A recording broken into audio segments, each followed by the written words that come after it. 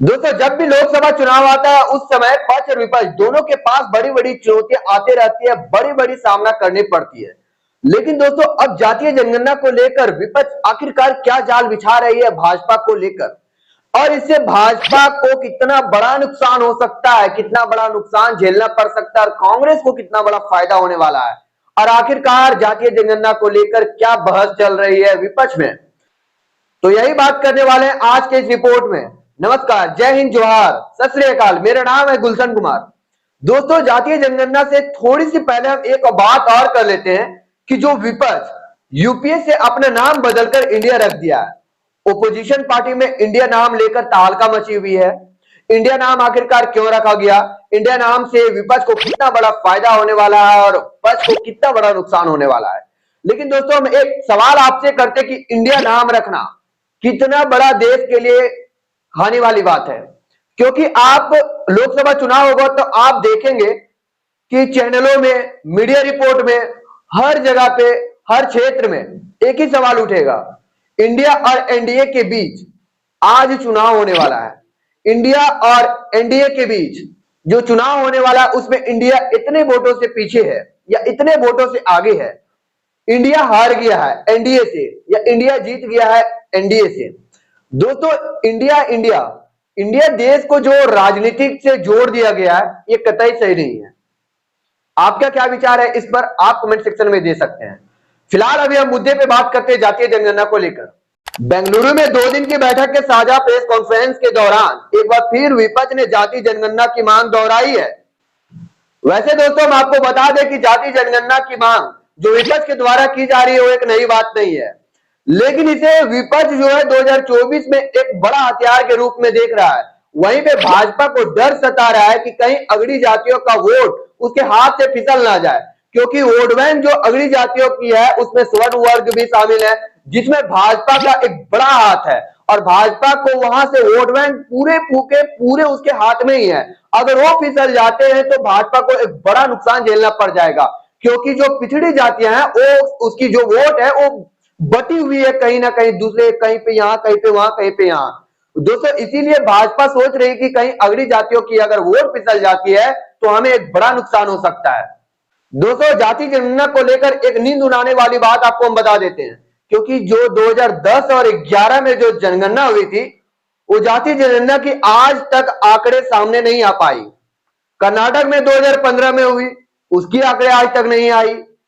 बिहार में नीतीश सरकार ने जो सर्वे कराई, उसकी जो अदालत में अभी क्या चल रहा है पता नहीं।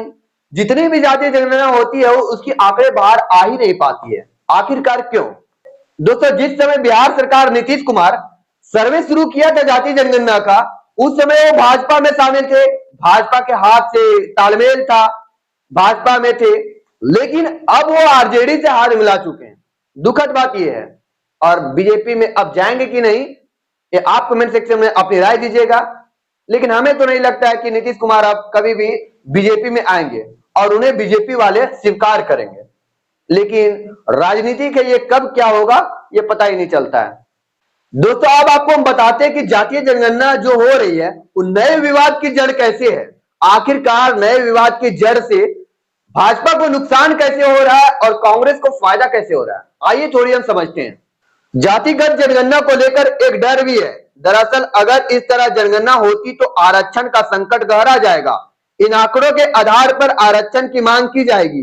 देश में आरक्षण के लिए लंबे समय से आंदोलन होते रहे हैं।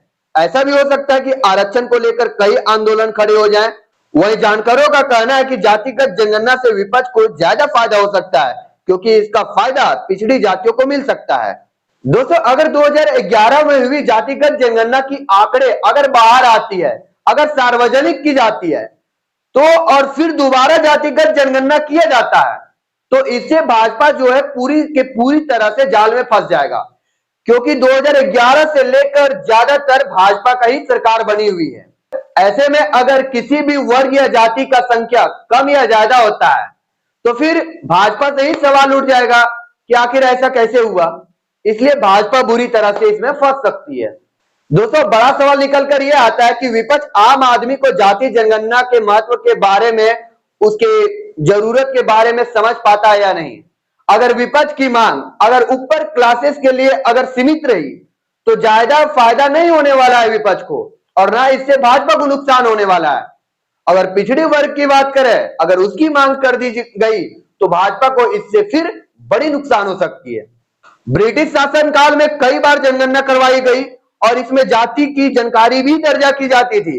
हालांकि आजादी के बाद इसमें केवल अनुसूचित जाति और जनजाति को ही जोड़ा गया। सरकार का कहना है कि 2010 में जो जातिगत जानकारी इकट्ठा की गई उसमें कई तरह की खामियां थी, इसलिए उसे सार्वजनिक नहीं किया गया। हालांकि विपक्ष के द्वारा 2024 को लेकर जो मांग की जा रही है जाति जनगणना को लेकर, ये कितना बड़ा हथियार बन सकता है विपक्ष के लिए, ये तो वक्त ही बताएगा। दोस्तों आज की रिपोर्ट हम यहीं समाप्त करते हैं, लेकिन आपसे सवाल है कि पक्ष और विपक्ष भाजपा और कांग्रेस 2024 लोकसभा चुनाव में किसकी सरकार बनेगी? आप अपनी राय कमेंट सेक्शन में दे सकते हैं। फिर मिलेंगे आपसे अगली रिपोर्ट में, तब तक के लिए जय हिंद दोस्तों।